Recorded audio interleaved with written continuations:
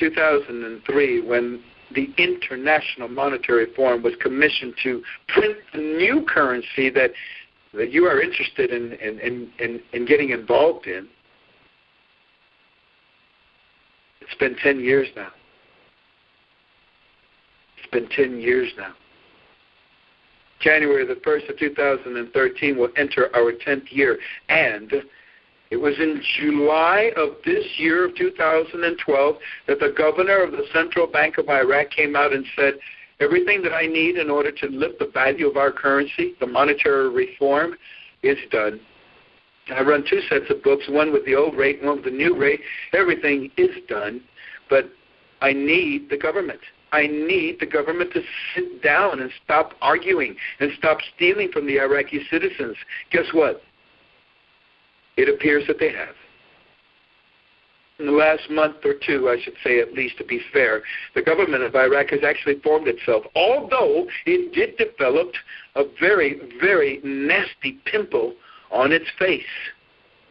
And it's called Prime Minister Saddam. I said Saddam. I'm sorry. Forgive me.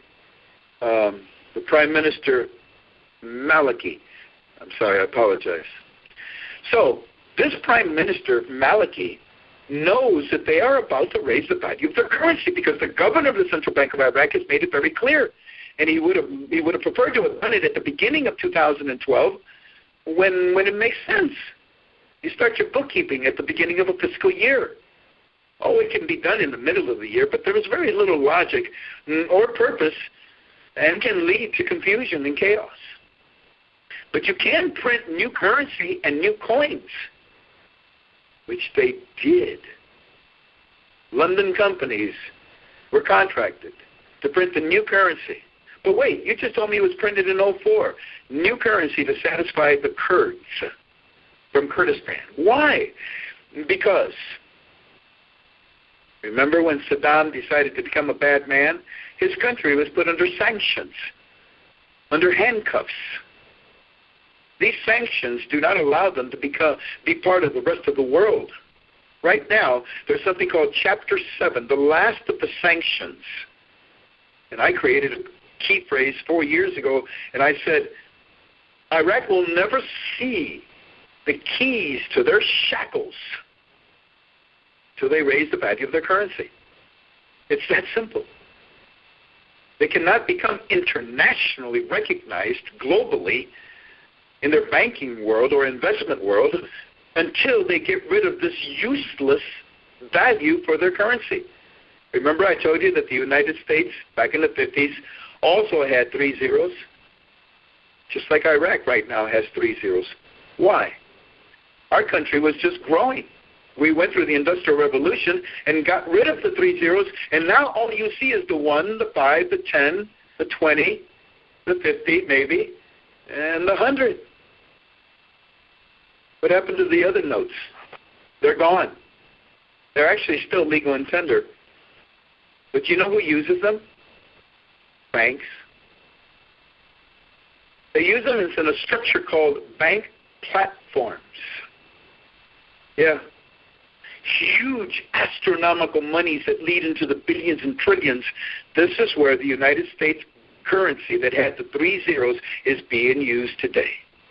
But you, American citizen, the backbone of the United States government's budget, you taxpayers,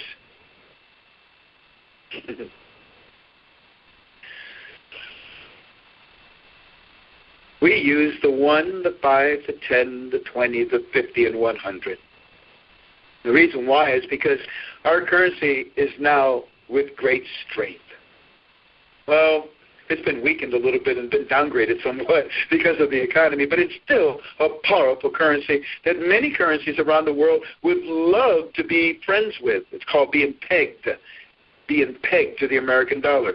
It's like my buddy that supports me in case my currency goes down.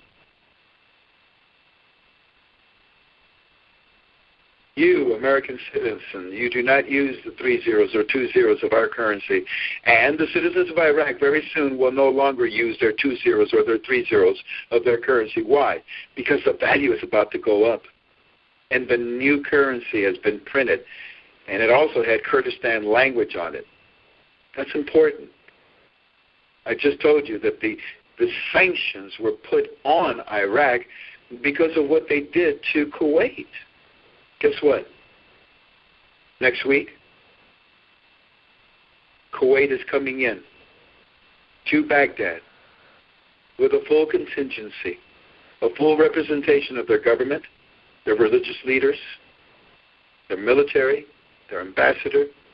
They're all coming in to sign papers to release Iraq from Chapter 7, to ask the United Nations Security Council, who put these handcuffs on Iraq, to release them.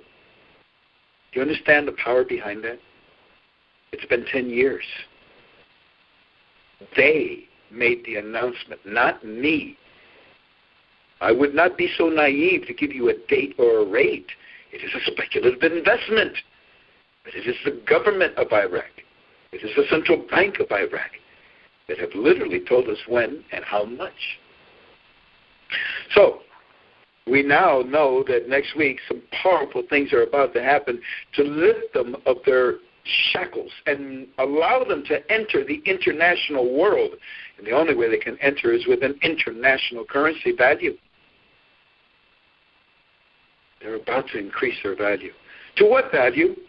We can talk about that, but there are many other important things to talk about. Current events. You're welcome to call me. My phone number is 419-283-2552, and I will gladly help you and guide you to understand what this value is. They're going to lift the 3 zeros from their exchange rate, and very quickly. Their exchange rate right now is 0.00085, roughly 9. And they move that decimal point to the right 3 places, it becomes 86 cents. So for every dinar that you have in your left hand, you're going to have 86 cents in your right hand? You mean if I have 1 million dinars in my left hand that right now costs me a little over $1,000 in my right hand, soon I might have $860,000? Yes. But in reality, it's going to be more. It'll be about $1.17 when you cash out in the United States of America. So 1 million dinars is about 1.17 American dollars. You see the potential? You see why everyone's excited right now? You see why somebody called you and told you, you got to call Frank10Dec2012 and have him explain to you. Today I had 6 families. 6 for 30 minutes, 6 times this. I can't. Almost 2 hours of my day was used in explaining step by step, because these are innocent and precious people, and 99.9% of them are Christians that are calling me and begging me, Frank, I just had my pastor tell me that I can trust you. Tell me about the dinar. Oh my gosh! You know how it is difficult, it is taxing, it is long, it is tiring on the mouth, but I do it. Why? And this is the conclusion of my introduction, because I'm about to give you the latest information. Why do I do this? Because I am a Christian. And I feel deeply, emotionally, intimately, that from the very same place where Adam and Eve destroyed the Garden of Eden, from the very same place where the 4 rivers flowed, from the very same place that we began with our Heavenly Father, we destroyed the tree, from the same place of Babylon, Baghdad, a wealth transfer is coming to